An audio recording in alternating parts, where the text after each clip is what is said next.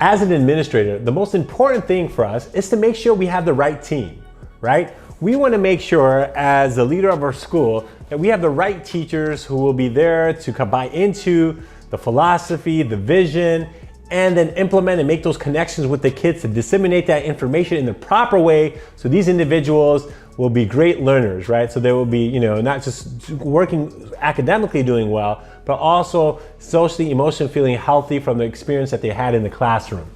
So what are a few things to look for that right candidate, right? So here's some things I wanted to kind of look at from an article from Brian Goodwin, got it from like the Marshall Memos, is that he talks about a few things, and I'm just kind of using some of the points that he had made, and it's kind of to my own personal experience on this, is first and foremost, just the idea of having, when you have a choice, to have a teacher with some experience plays a big part, right? No doubt about it, there's nothing wrong getting a new, freshly teacher because sometimes there are potential, but even that teacher you want to look at, did they get any experience? Did they teach anything in the college? Did they do some tutoring on the side?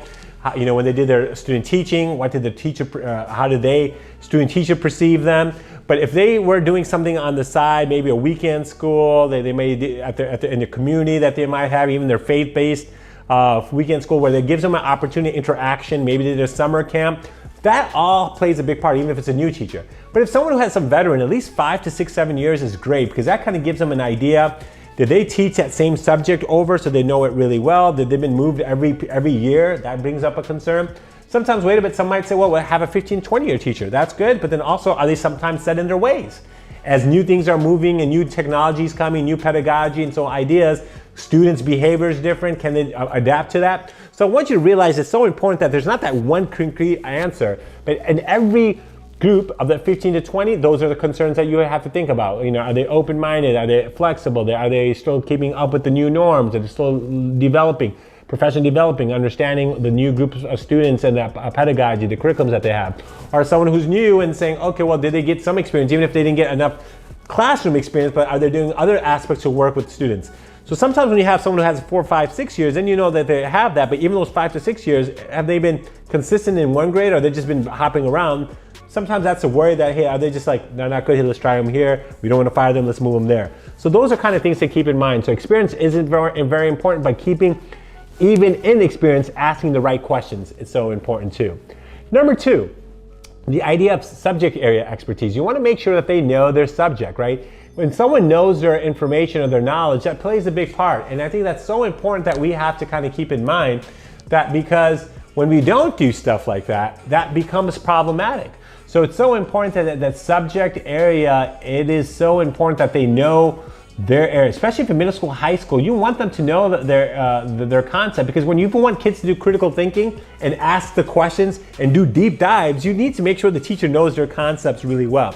So it's so important that brings up the third, is their strong academic preparation.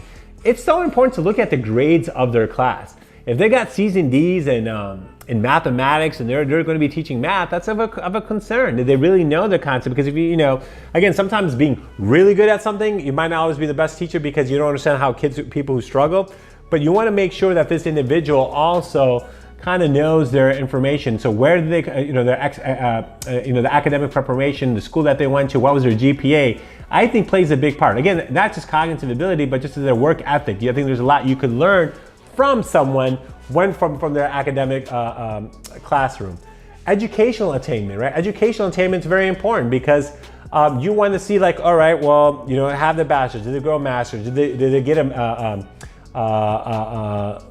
small endorsements and other things, right? Did they really try to gain and build up their cognitive ability in various subject matters? I think it's so important that you want to look at and see to make sure that if that becomes the right fit.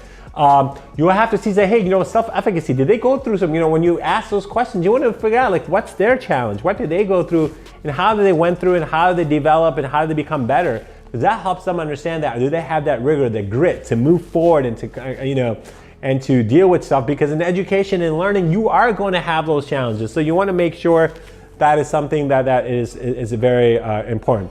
Ability to connect with students, right? Is that something that they've done before? Did they, have experience and say, well, tell me some examples of what you've done to connect with students, even when they were in maybe in a high school or college? Were they part of the Big Brother Big Sister program? Were they Were they part of some tutoring program? Because that gives them a really idea. Like someone could always say, yes, I love kids. But if you love kids, what did you do? Give me examples of how you went above and beyond when you didn't have to.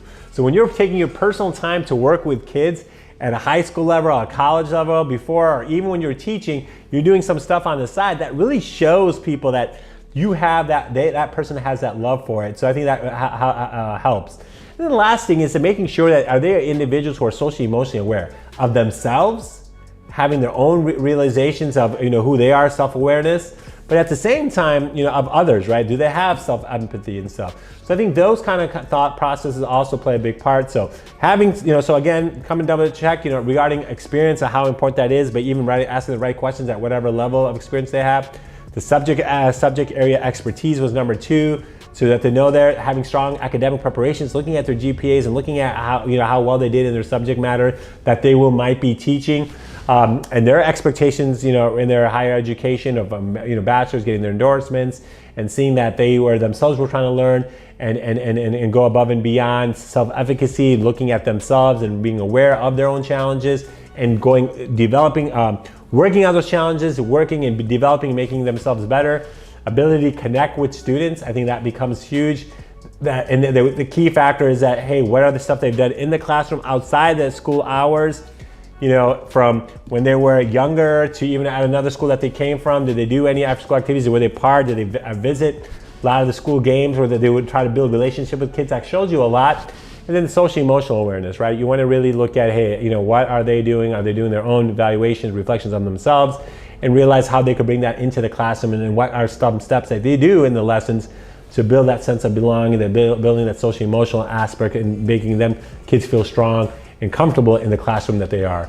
So hopefully these are some things to kind of think about, and hopefully good luck with interviewing. We are honored to say this video is sponsored by Amana Mutual Funds. Amana Mutual Funds favors companies with low price to earnings multiples, strong balance sheets, and proven businesses. They follow a value-oriented approach consistent with Islamic finance principles. Start investing in a pure way today with Amana Mutual Funds.